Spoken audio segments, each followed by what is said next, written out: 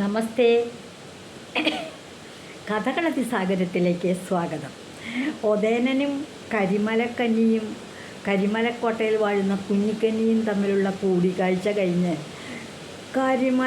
കുഞ്ഞിക്കന്നി നല്ല വാക്ക് പറഞ്ഞ് വെറ്റില മുറുക്കി തരാം, സഹശയനം ചെയ്യാം എന്നൊക്കെ പറഞ്ഞങ്ങ് കൊണ്ടുപോയി കല്ലറയിൽ അടച്ചിട്ടു.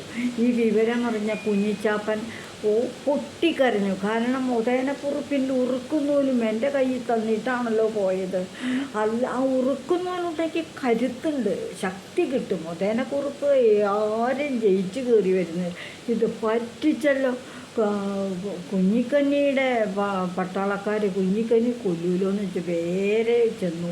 സഹായം അഭ്യർത്ഥിച്ചു കൊണ്ട് വേഗം തച്ചോളി മേപ്പയിൽ തറവാട്ടിലേക്ക് ഓടിച്ചെന്നു. കോമപ്പക്കുറുപ്പിനോട് പറഞ്ഞാൽ ഒരു വഴി ഉണ്ടാകുന്നതായിരുന്നു. അവിടെ ചെന്നപ്പോൾ കോമപ്പക്കുറുപ്പ് എവിടേക്കോ പോയേക്കാണ്, ആരും തന്നെ ഇല്ല. അവിടെ ചെന്ന് ഉണിച്ചീരമ്മയെന്ന് പറഞ്ഞു. ഉണിച്ചീരമ്മ എന്ന് പറയുന്നത് ഉദയനക്കുറുപ്പിൻ്റെ അനിയത്തിയാണ്. ഉണിച്ചീര എന്നൊക്കെ വിളിക്കും. ഉണിച്ചീരമ്മയോട് കാര്യം പറഞ്ഞു. ഉണിച്ചീരമ്മ ഞെട്ടിപ്പോയി. തൻ്റെ കുഞ്ഞോദേനൻ കല്ലറയിൽ പെട്ട് കിടക്കുകയാണല്ലേ. അയ്യോ, ഇനി എന്താ ചെയ്യണ്ടേന്ന് കരുതി. ഒട്ടും പഠിച്ചില്ല. ചാപ്പ, ഞാനങ്ങ് എത്തിക്കോളാം, നീ ചെല്ലവിടേക്ക്, എന്തെങ്കിലും പിടിച്ചു നിർത്തുന്നു. ഉണിച്ചീരമ്മ വേഗം കത്താ പോയി ഒരു കുറത്തിയുടെ വേഷം കെട്ടി. കുറത്തി എന്ന് പറഞ്ഞാൽ എന്താ വെച്ചാൽ ജാതിയിൽ താഴ്ന്നവരാണെന്നൊക്കെയാണ് പറയുക. തൊട്ടുകൂടാത്തവർ, തീണ്ടിക്കൂടാത്തവർ. അവർക്ക് കൈ നോക്കി ലക്ഷണം പറയാനൊക്കെ അറിയാം. അങ്ങനെയുണ്ടല്ലോ കുറത്തിപ്പാട്ടുകൾ. അതൊരു സാഹിത്യമാണ്. കുറത്തിപ്പാട്ടുകൾ കുറത്തിയായിട്ട്, അതായത് പണ്ട് കുറവനും കുറത്തിയൊക്കെ ആയിട്ട് മഹാദേവനും പാർവതിയും കാട്ടിലൂടെ കളിച്ച് നടന്നിട്ടുണ്ടെന്നൊക്കെ കഥയുണ്ട്. ഒരുപാട് കഥകളുണ്ട് കുറത്തിപ്പാട്ടിൽ. അങ്ങനെ ഈ ദേവന്മാരുടെ കഥകളാണ് പലപ്പോഴും കുറത്തിപ്പാട്ടിലെ കഥകൾ. അങ്ങനെ ഈ ഉണിച്ചാറ വേഗം ഒരു കുറത്തിയുടെ വേഷം കെട്ടിയൊരു ബാണക്കെട്ടെടുത്ത് വേഗം അവിടെ ചെന്നു. അപ്പം ഈ തച്ചോളി കണ്ടാശ്ശേരി ചാപ്പനോട് ചോദിച്ചിട്ടുണ്ടായിരുന്നു, ആങ്ങളയുടെ കുഞ്ഞോദേനൻ്റെ ഉറുക്കും നൂലും കെടുത്താൽ അത് എത്തിച്ചു കൊടുത്താൽ ആങ്ങളെ ജയിച്ച് കയറി പോകുന്നുള്ളൂ, അതൊന്ന് കയ്യിലേക്ക് എത്തിക്കാൻ പറ്റുമെന്ന് ഞാനൊന്ന് നോക്കട്ടെ എന്ന് പറഞ്ഞ് ചാപ്പാൻ അത് കൊടുത്തിട്ടുണ്ട്. അതും കയ്യിൽ വെച്ച് ചേലത്തുമ്പിൻ്റെ അകത്ത് കെട്ടി വെച്ചിട്ട് വേഗം കരിമല കോട്ടയിലേക്ക്, കുഞ്ഞിക്കന്നിയുടെ കോട്ടയിലേക്ക് ചെന്നു. അവിടെ ചെന്ന് കാവൽക്കാരോട് പറഞ്ഞു, ഞാൻ കുഞ്ഞിക്കന്നിയെ കാണാൻ പറ്റുക, ഒരു പ്രത്യേക കാര്യം പറയാണ്ട്, അവർക്കൊരു ഇത് സന്ദേശം കൊടുക്കാനുണ്ട്, ഞാൻ കൈനോട്ടക്കാരിയാണ്, കുറത്തിയാണ് പറഞ്ഞു. അവരോട് ചോദിച്ചപ്പോൾ കുഞ്ഞിക്കന്നി പറഞ്ഞു, കുറത്തിയല്ലേ വരൂ, കുറത്തിയമ്മോട് വരാൻ പറയൂ എന്ന് പറഞ്ഞ് അകത്തേക്ക് വിളിച്ചു. അവിടെ ചെന്ന് കൈ നോക്കി. അപ്പോൾ തന്നെ കുഞ്ഞിക്കന്നി പറഞ്ഞു, നീ പറയണത് സത്യമല്ലെങ്കിൽ നീ കോട്ട വിട്ട് പുറത്ത് പോകില്ല, സത്യമേ പറയാവൂ എന്ന് പറഞ്ഞു. ശരി സത്യമേ പറയുള്ളൂ എന്ന് പറഞ്ഞു. കൈ നീട്ടുവമ്മേന്ന് പറഞ്ഞു. അങ്ങനെ കുഞ്ഞിക്കന്നി കുറത്തിയുടെ മുൻപിൽ, ചറ വേഷം മാറി വന്നേക്കുന്നതാട്ടോ, കുറത്തിയുടെ മുമ്പിൽ അങ്ങോട്ട് കൈ നീട്ടിക്കൊടുത്ത് കയ്യിൽ നോക്കി പറയണത് പോലെ, അമ്മേ, മേപ്പയിൽ മാണിക്കോത്ത് കുഞ്ഞോദേനൻ ഇവിടെ വന്ന് പെട്ടിട്ടുണ്ട്. അമ്മയുടെ ഭാഗ്യം കൊണ്ടാണ് അവനെ കല്ലറയിൽ പൂട്ടിയിടാൻ പറ്റിയത്. അപ്പം കുഞ്ഞിക്കന്നിക്ക് നല്ല വിശ്വാസമായി. സത്യമാണല്ലോ കുറത്തി പറയണത്. ആളിപ്പം കല്ലറ കിടന്ന അപ്പം കേട്ട ക്ഷീണമായി. ഭക്ഷണവും വെള്ളവും കാര്യങ്ങളും ഒന്നുമില്ലല്ലോ, വിശന്ന് പൊരിഞ്ഞ് കിടക്കല്ലേ, ക്ഷീണഭാവമായി കല്ലറയിലിട്ടിട്ട്. അത് പറഞ്ഞു. അപ്പോൾ രഹസ്യമായിട്ട് കുഞ്ഞിക്കന്നി ഒരു കാര്യം ചെയ്തിട്ട് അവിടെ നിന്ന് ഒരു രണ്ട് കുറച്ച് ദൂരെയായിട്ട് ഒരു കഴുമരം പണിയിപ്പിക്കുന്നുണ്ട്. ഈ കിടക്കുന്ന ഉദയനക്കുറുപ്പിനെ കഴുവേറ്റി കൊല്ലാനായിട്ട്. ആ കഴുമരം തീർക്കുന്നുണ്ട്. ഉണിച്ചാറ അത് കുഞ്ഞിച്ചാപ്പൻ ചെന്ന് പറയുകയും ചെയ്തിട്ടുണ്ട്, കൊല്ലാനുള്ള പരിപാടിയാണ്, കഴുമരം തീർക്കുന്നതായിട്ട് ഞാൻ പുറമേ നിന്ന് അന്വേഷിച്ചാൽ പറഞ്ഞു. ഉണിച്ചാറ എന്തു പറഞ്ഞു, ആ കല്ലറയെ കിടക്കുന്ന പുള്ളിയെ കൊല്ലാൻ ഇവിടെ ഒരു രഹസ്യമായിട്ടൊരു കഴുമരവും തീർക്കുന്നുണ്ട്, ശരിയാണോ എന്ന് ചോദിച്ചു.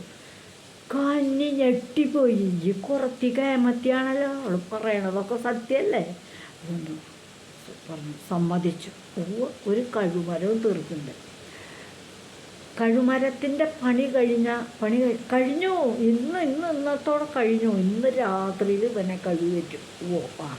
എന്നാൽ അതിന് മുൻപായിട്ട് ക്ഷീണിച്ച് പരവശായിട്ട് അവനൊരു അഹങ്കാരിയാ കല്ലറ കിടക്കുന്നത്. അവന് ജാതി താഴ്ന്നവരോടൊക്കെ പരമ പുച്ഛ, എന്നോടൊക്കെ പരമ പുച്ഛ. ഞാനൊരു കുറത്തിയല്ലേ. അതുകൊണ്ട് ഒരു കാര്യം ചെയ്യണം കന്യാമ്മയെന്ന് പറഞ്ഞു. എന്ത് കാര്യമാണ്? എൻ്റെ വിശ്വാസമായി. രണ്ടുപേരും അവന് വലിയ കൂട്ടായി. ഞാനുണ്ട ചോറ് അവനെ കൊണ്ട് തീറ്റിക്കണം. അവൻ്റെ വലിയ അഹങ്കാരം അങ്ങോട്ട് പോട്ടെ. ഇപ്പോൾ വിശന്ന് കിടക്കണ കാരണം അവൻ വരി തിന്നും. അതുകൊണ്ട് അമ്മ ചോറ് കൊണ്ടുപോവാ, എനിക്ക് അങ്ങനൊരു മോഹം ഉണ്ടെന്നു. അതിനെന്താ, അതാവാ അവൻ്റെ അഹങ്കാരം നമുക്ക് തീർക്കാം. വലിയ മോശമാണെന്ന് താഴ്ന്ന ജാതിയിൽപ്പെട്ടവരുടെ ചോറ് തിന്നലൊക്കെ. വേഗം അങ്ങനെ കുഞ്ഞിക്കഞ്ഞിയുടെ നേതൃത്വത്തിൽ കുറത്തിക്ക് ചോറ് കൊണ്ടുവന്നു. കുറത്തി അവിടെ ഇരുന്നങ്ങോട്ട് ഊണ് കഴിച്ചു തുടങ്ങി. അപ്പം കുറത്തി കഴിച്ചതിൻ്റെ ബാക്കി എച്ചിൽ അവശിഷ്ടം തിന്നാന്ന് പറഞ്ഞാൽ ഇതിൽ പരമൊരു നാണക്കേടില്ല. അന്നത്തെ സാമൂഹ്യ വ്യവസ്ഥിതി അങ്ങനെയാണ്. ഓതേനോട് പറഞ്ഞു, ഞാൻ തന്നെ കൊണ്ടു കൊടുക്കാം. അപ്പോൾ ഞാൻ ഉണ്ട്, എൻ്റെ ബാക്കി എന്നവൻ അറിയട്ടെ, അവൻ്റെ അഹന്തേകട് മാറട്ടെ എന്ന് പറഞ്ഞ് കുറത്തി ചോറും കൊണ്ട് അങ്ങോട്ട് കല്ലറയ്ക്കകത്തേക്ക് അങ്ങോട്ട് വാതുക്കലേക്ക് പോയി. എന്നിട്ട് അവനോട് ഇങ്ങോട്ട് വാന്ന് പറഞ്ഞു വിളിച്ചു. ഇവിടെ വന്ന് കണ്ടു കഴിഞ്ഞ് കണ്ണും നോക്കി പൊതേനൻ്റെ കണ്ണിലേക്ക് കുറത്തി നോക്കി. ഇങ്ങനെ നോക്കി കണ്ടു കഴിഞ്ഞപ്പോൾ അറിയാതെ ഉണിച്ചാറയുടെ കണ്ണിൽ വെള്ളം നിറയുക, ഗദ്ഗതം വരിക. തൻ്റെ കുഞ്ഞാങ്ങളെയാണ് കല്ലറയ്ക്കകത്ത് പെട്ടിക്കിടക്കണം ജീവൻ രക്ഷിക്കാൻ. എന്നാലും കുറത്തിയുടെ ചോറ് തിന്നണം, എന്നിട്ട് നിന്നെ കഴിവിലേറ്റാൻ പോകുകയെന്ന് ക്രൂരമായ വിധത്തിൽ അങ്ങോട്ട് ആക്ഷേപിച്ചു. ചോറങ്ങോട്ട് കൊടുത്തു. കിട്ടിയ വഴിക്ക് ഈ കുറത്തിയായി വന്നേക്കണത് തൻ്റെ അനിയത്തി ഉണിച്ചാറയാണെന്ന് ഒതേനക്കുറുപ്പിന് മനസ്സിലായി. ഒതേനക്കുറുപ്പ് ചോറങ്ങോട്ട് തിന്നാനായിട്ട് തുടങ്ങി. വേണം വേണ്ട നീ തിന്നടാ എന്ന് പറഞ്ഞങ്ങോട്ട് പ്രോത്സാഹിപ്പിച്ചു. ഇതിനോടിടയ്ക്ക് ചോറിൻ്റെ അടിയിലേക്ക് ഉറുക്കും നൂലും വെച്ചു. അങ്ങനെ ചോറ് മുഴുവൻ തിന്നു. വിശന്നിട്ട് മുറിഞ്ഞില്ലല്ലോ. ഒതേനക്കുറുപ്പ് ഈ കല്ലറയ്ക്കകത്ത് കിടക്കണത് ദിവസം കുറേയില്ലേ, ഒരു തുള്ളി വെള്ളം പോലും കിട്ടണില്ല. അങ്ങനെ ചോറ് മുഴുവനും ഉണ്ടു. അതോട് കൂടി കൈ കിട്ടിയ ഉറുക്കുന്നൂലെടുത്ത് വേഗം അരയിലേക്ക് അങ്ങോട്ട് കെട്ടി. അരയില കെട്ടി ഉറുക്കുന്നൂല് വെച്ച് എൻ്റെ ഭഗവതി അമ്മേ എന്നും പറഞ്ഞൊരു വിളിച്ച് ഉറുക്കുന്നൂല് കെട്ടിക്കഴിഞ്ഞപ്പോൾ ഒട്ടേൻ്റെ കുറുപ്പിനങ്ങോട്ട് ശക്തി വന്ന് അരയിൽ നിന്ന് ഉറുമി വാളം കണ്ട് വലിച്ചെടുത്തു. കാരണം ഈ കോട്ടയ്ക്കുള്ളിലേക്ക് കാണാൻ പോയപ്പോൾ അരയിൽ ചുറ്റി കൊണ്ടുവന്ന് ഉറുമി വാള് കഞ്ഞി മേടിച്ചിട്ടുണ്ടായിരുന്നില്ല. നമ്മൾ തള്ളി വിട്ടിട്ട് അകത്തിട്ട് പൂട്ടുകയും ചെയ്തുള്ളൂ. ഉറുമി വാളം കണ്ടെടുത്ത് ഇങ്ങോട്ട് തിരിഞ്ഞു. അപ്പോഴേക്കും ഉണിച്ചാറ കുറത്തി പെണ്ണ് എന്ത് ചെയ്തു? കുറത്തിയെ നോക്കിക്കൊണ്ട്, ഇവള് വല്ല ചതിയും കാട്ടുന്നത് നോക്കിക്കൊണ്ട് കൂടെ അകത്തേക്ക് വന്ന് നിൽക്കുന്ന കുഞ്ഞിക്കഞ്ഞി ഉണ്ടായിരുന്നു. കുഞ്ഞിക്കഞ്ഞി ഇപ്പം കല്ലറയ്ക്കകത്തുനിന്ന് ഇങ്ങോട്ട് പുറത്തേക്ക് കടന്നപ്പോൾ ഈ ഉമ്മറത്ത് ഇവിടെ ഉണിച്ചാറ, ഇവിടെ കുഞ്ഞിക്കഞ്ഞി.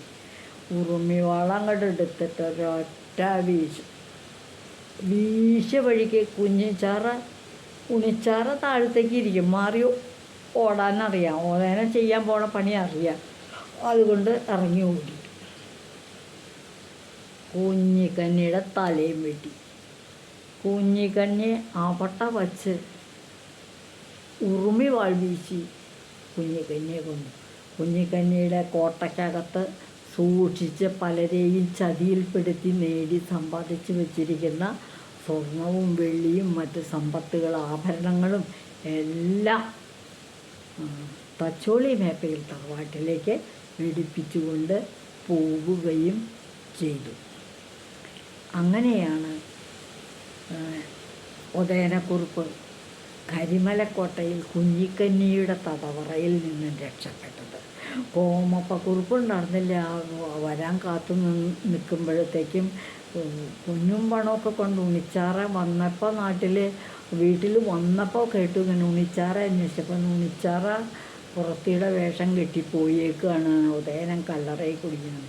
എന്നാലും ഇത്തവണ തന്നെ രക്ഷിച്ചത് തൻ്റെ ചേട്ടൻ്റെ ആൾക്കാരോ അല്ല, തൻ്റെ സഹോദരി തന്നെ നേരിട്ട് വരികയാണല്ലോ ചെയ്തതെന്ന് കരുതി പുറത്തൊക്കെ അങ്ങോട്ട് കടന്ന വഴിക്ക് കിട്ടിയ ഉണിച്ചാറെ ഉദയനൻ വളരെ സ്നേഹവാത്സല്യങ്ങളോടെ തൻ്റെ മാറോട് ചേർത്ത് ഉണിച്ചാറേ, നീയാണ് എൻ്റെ ജീവൻ രക്ഷിച്ചത് എന്ന് പറഞ്ഞ് ആശ്ലേഷിക്കുകയും ചെയ്തു.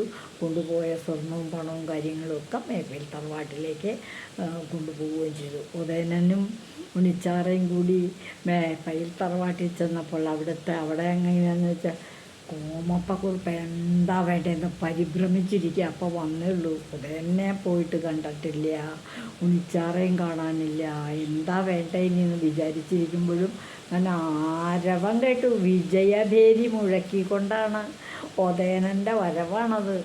അങ്ങനെ മേപ്പയിൽ തറവാട്ടിലേക്ക് തിരിച്ചെത്തിയ ഉദയനനും ഉണിച്ചാറയും കോമപ്പക്കുറിപ്പും കൂടി അവിടെ സന്തോഷമായിട്ട് കഴിയുകയും ചെയ്തു. ഇങ്ങനെയാണ് ഉദയനക്കുറിപ്പിൻ്റെ ഒരു ധീരസാഹസിക കഥ. ആ കുടുംബത്തിലുള്ളവർ സഹോദരിയുടെ ഒരു ശ്രമം കൊണ്ട് ആണ് ഇത്തവണ രക്ഷപ്പെട്ടത്. ഉദയനക്കുറിപ്പിൻ്റെ മറ്റൊരു കഥയുമായിട്ട് ഞാൻ അടുത്ത ദിവസം വരാം. ഇതുവഴി വന്നാലും ഇത്തിരി നേരം ഇരുന്നാലും കഥകൾ കേട്ടാലും കളിയായി പറയും കഥയാണ്, കാര്യം പറയും കഥയാണ്. കഥകൾ കേൾക്കും,